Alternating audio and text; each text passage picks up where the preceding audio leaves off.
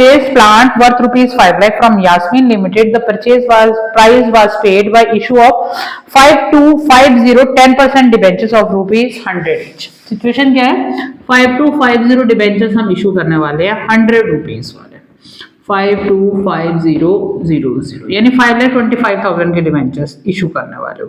ठीक है, अब क्वेश्चन क्या रहा है?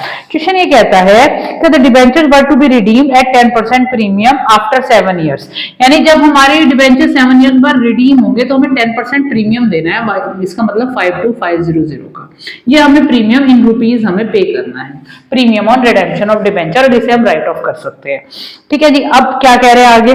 Existing balance of security premium before issuing of these debentures were 50,000।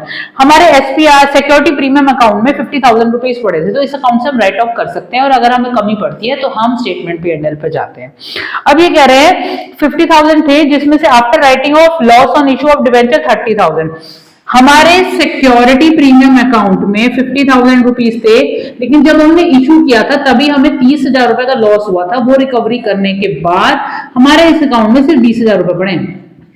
ठीक है जी, ये 20,000 हमारे पास है, जिसको हम यूटिलाइज कर सकते हैं for premium on redemption of debenture. अब आगे क्या कहते हैं? The difference of dash will be return of from dash. ठीक है, तो ये दो चीजें आपसे पूछ रहे हैं कि देखिए जी, हमारे को राइट ऑफ करने थे 52,500।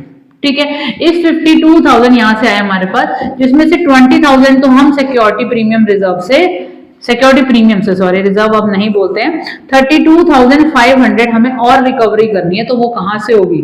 स्टेटमेंट P&L से होगी। This is the point. अच्छा क्वेश्चन था, करने वाला क्वेश्चन है,